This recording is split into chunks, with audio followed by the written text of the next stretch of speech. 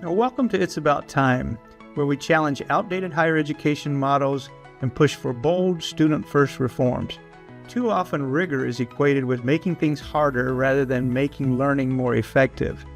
In this discussion, we'll ask what it takes to simplify the student journey, embrace innovation, and reimagine outcomes without sacrificing quality.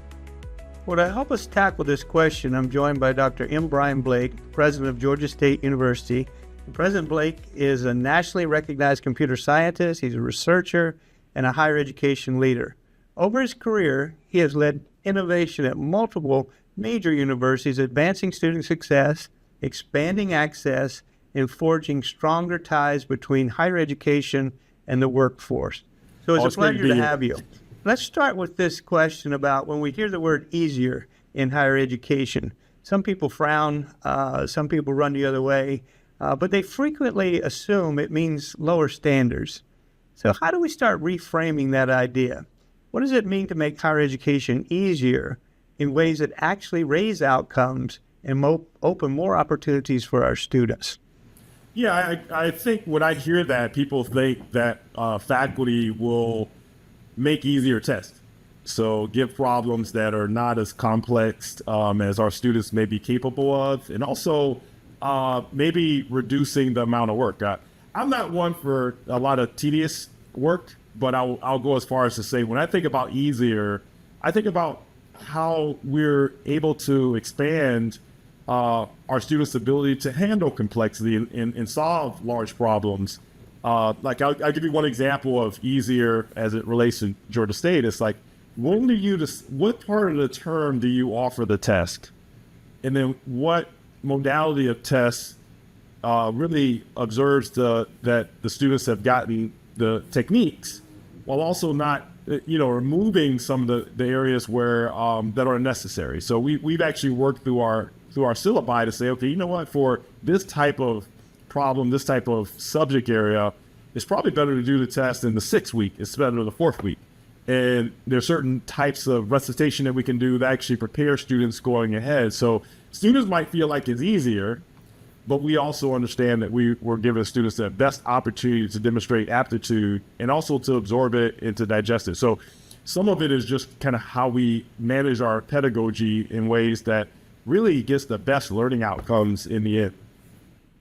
That's great. I agree with you 100%. And, sometimes the ones that raise their eyebrows are our employers when we talk about easier, because they think it translates into our students are not job ready when they think about the curriculum and these partnerships. And how do we start advising students so that we can make it easier to build the skills and experience that employers really value the most? Yeah, it's funny, when I hear that for employers mostly now, it often tends to be the life skills, the ability to communicate, the ability to, have that, what I'm calling stick-wittedness to get through a problem, and the ability to be able to understand kind of what questions to ask. So that's a piece that I think employers push the most. I've seen what I found, I think when I was an engineer, largely even, back in the, ice ages when I got my degrees, there was, we didn't work on the most latest software. We actually worked on software that's probably a generation behind, but the principles were still the same. And then the faculty who did it, really well, they made sure that we had the principles. We had at least one example of software that would solve the problem. But by the same token, they actually introduced us in the classroom to subject matter experts and practitioners so we could actually make the connection. So when I think about that moving forward, and that's the great thing about Georgia State, we're right here in the middle city. We have a number of our instructors that come from industry. So I think we as, higher ed need to really begin to merge in practice with preparation in real time. And I think that's the piece that's going to make it easier, because one thing is, I think the employers will get a sense of kind of what's going on in the classroom and be able to kind of productively make suggestions. I think that's great, and I think our students also are more motivated when there's some relevance, some practical kind of relevance, and how they're doing the projects and being assessed on those. And You pointed out you are an engineer, computer scientist. Obviously, we can't have this conversation without talking about AI. So obviously, already made my life easier in a lot of ways. And so, how do we think about these tasks that we're seeing so valuable, like learning writing skills and doing research and problem solving, and the way that AI can assist those things? Not take over those things, but literally assist in making those tasks that we're asking students to perform easier, more relevant. Right. More empowering. Do we embrace these tools as part of learning, and how do we get over this tendency to try to resist them? And how does that engage our definition of what students really should be able to do? And does it change that at all?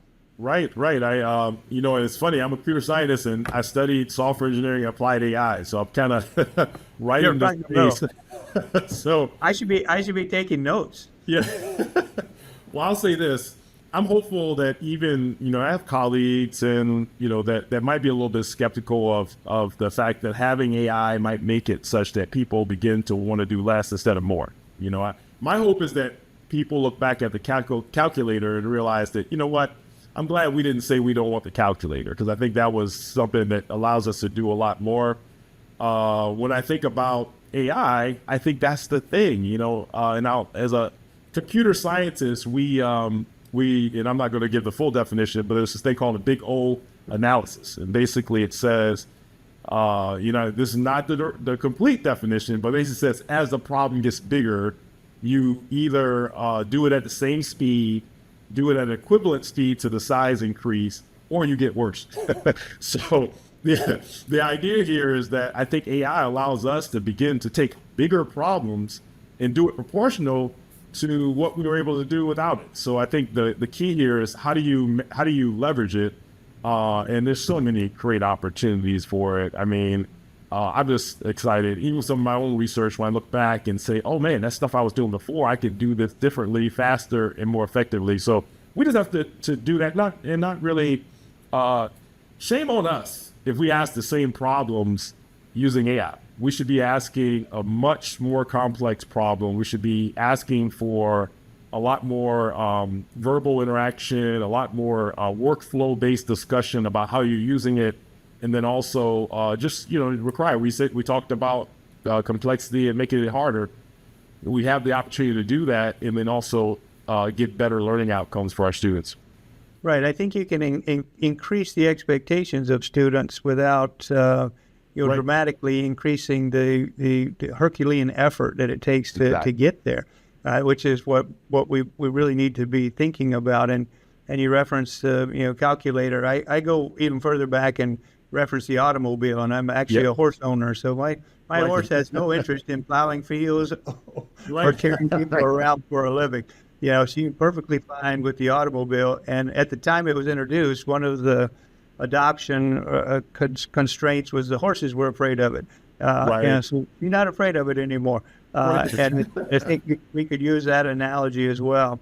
So, when we talk about increasing expectations or having high expectations and not compromising on those expectations or outcomes while we're trying to make it easier, we often get the word rigor comes up.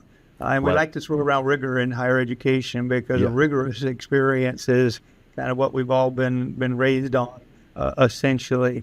But how do we think about justifying making things harder, increasing the expectation, and focusing on making it better?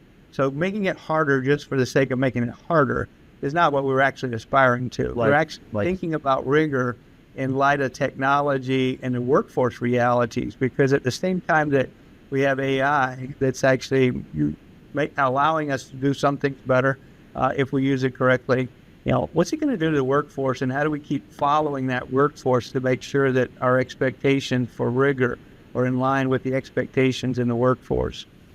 Yeah, I think for me, rigor means that, I usually equate rigor with precision of your response. So if, as we begin to get closer connected to what we want students to have in their professions, when I hear rigor, I'm like, gosh, I want students to have a more precise answer to bigger problems. So in only way we can increase that is if we are able to identify the societal problems, the big problems, the ones that are so close to what we need in the workforce, whether that's research or industry or public policy. We gotta be smarter about what those problems and solutions are, so we can actually drive students to really give a more precise, a more defined, a more targeted answer. And it doesn't mean you're working harder. It just means I think we have to work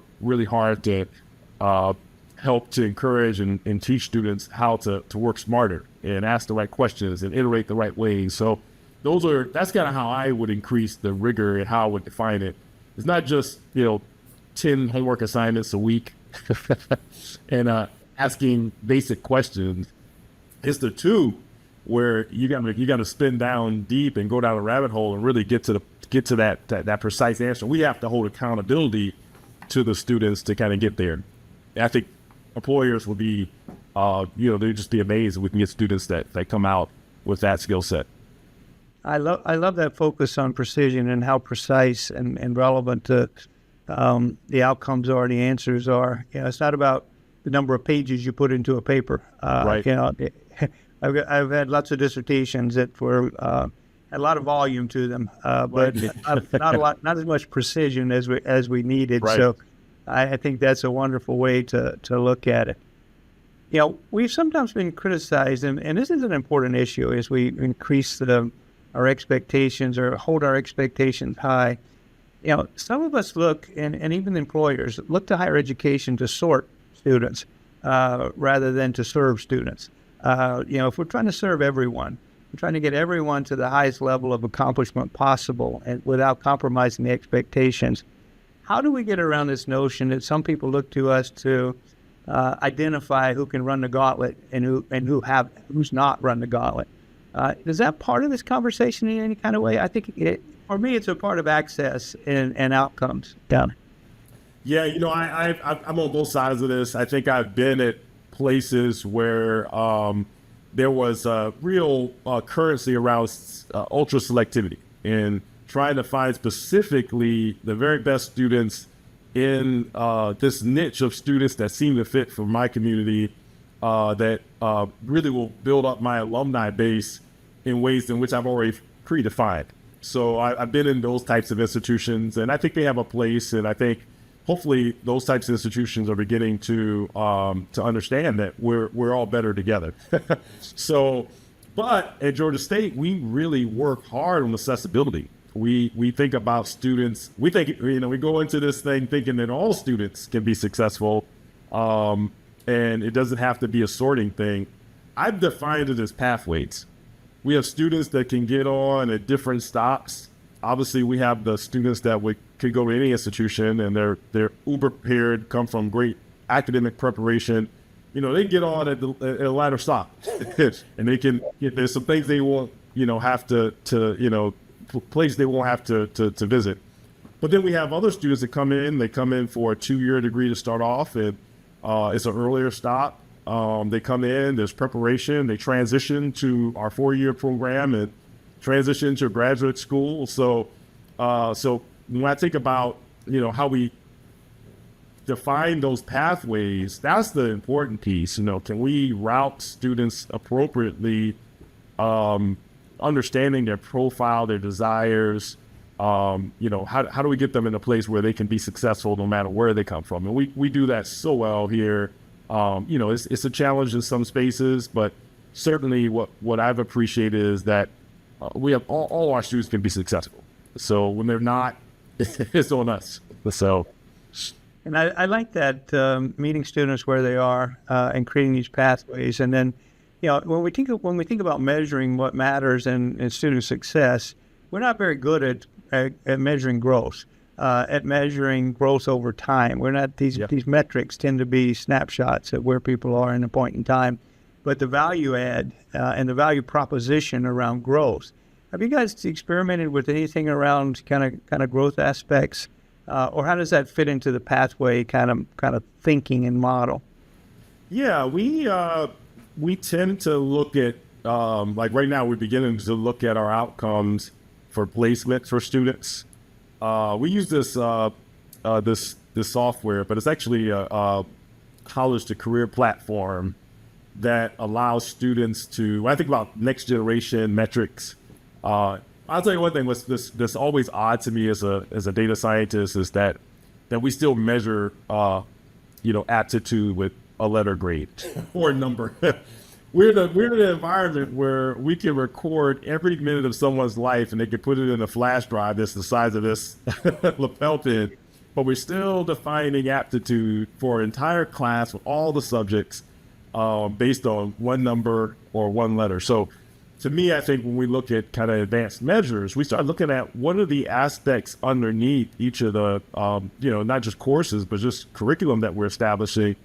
And, can we measure that in terms of engagement on like the lower level measures and how they attach to kind of what we've learned over time tend to be the profile of students that land in certain employees who go to research or go in public policy. How do we align that so we can give good, precise feedback to students to say, look, you look like, and we have this college career platform that allows students to define their what they desire, and we can kind of see how they're doing in certain classes, and we can make suggestions about, maybe you want to do this, and then this is available to you, or you know what, you're so far beyond in this particular area that you may not want to do this, but you may want to do this or that. So when I think about measurements, I'm thinking again precision. How do we get even closer to giving the types of guidance that allows our students to really optimize their outcomes in ways that it's not harder, it's not more tedious, and doesn't require more effort. It's a natural part of your progression as a student that's matriculating through whether it's your undergrad or graduate degree. Yeah, we're seeing the same thing, and AI now is actually helping us kind of with matches. It's about matches and skills and opportunities, and again, the tools are coming on to the scene so quickly that it's almost hard to keep up with them, but it's going to make tremendous opportunities to be more precise. And in my mind, precision translates into the ability to personalize. If you have more precise, direction and pathways and opportunities, and matching that against skills and knowledge is becoming, something that's facilitated by, a large number of tools that are hitting the market. Yeah. So I want to end with a question about the future. As you have embraced the future in a lot of different ways around your entire career, but if you're going to imagine higher education system a decade from now, what are your hopes and dreams, and what would truly be an indication that we have made it faster, better, easier, and that students are more workforce ready? What does that look like for you? What do you aspire to in that regard? Yeah, I would hope that our whole a couple of things for me. No more large classrooms. I hope we would not have a single classroom larger than, and 50 is large, but I'm going to qualify that. I don't think there should be any large classrooms. I don't think a professor should talk directly at a student in person for more than 10 or 15 minutes. So I think that's the future is really, we kind of, it requires deep, long, methodical instruction that we move that to sort of asynchronous engagement where students can do that on their cell phones or wherever they want to do it. It spaces that allows them to kind of really connect with the community. I think we should just have a full campus of working spaces. Everything is like can be different type of projects, different type of maker spaces, different types of hands-on creation, discussions. And then that should be a part of a campus that's just not isolated. And that's what I like about where we are. You kind of see it out my back window, a place where the campus feels very much like, you're going to a class, but the class is it's a room within the Georgia Power building, working on real problems while on the back burner at night or in the afternoons on off days, you're actually seeing the lecture, and then your how you actually are testing on aptitude is in real life. And that's when you kind of start seeing the early principles I've always appreciated my freshman undergrad, or not freshman, but it's first year, second year undergrad researchers, because they see no walls. I have a 6-year PhD student that like can't be done, and the first year they don't see any walls, and that's what we need in the industry. That's what we need in the profession. We need the front end to meet the back end, because I think what we'll do is we'll get further along. I think that's wonderful. It kind of both breaking down those walls and blurring the boundaries between learning and work. We went to school to learn, and we went to work. And as we're seeing those things, start to blend together, it's a great opportunity. And you're in a wonderful location to do that. And you've certainly demonstrated the capacity to get others moving in this direction. And so I appreciate your time today doing this with us. As we explore what might be next in this world where we try to keep our standards high, but make the systems more accessible and in some ways easier for students to navigate. And we didn't even get into the navigation of the acceptance process and figuring out where to go and all of those logistical things that students get so hung up with, and that we can take some of the friction out of that as well moving forward. So, Brian, thank you. Good luck with your continued endeavors there. We look forward to seeing all the great things you're going to do on the innovation front. Appreciate it. Thanks for having me, and just to enjoy I'm glad that you're doing this, because we're at a time where there's turbulence, but we have the opportunity to reinvent. So I do appreciate this conversation and what we'll do together in higher ed. Perfect. Thank you. Well, that's it for today's episode of It's About Time. But the conversation doesn't stop here. In the weeks ahead, we'll continue to challenge long-held assumptions about how we define learning, rigor, and success, and how we can build a higher education system that works better for students, employers, and our society.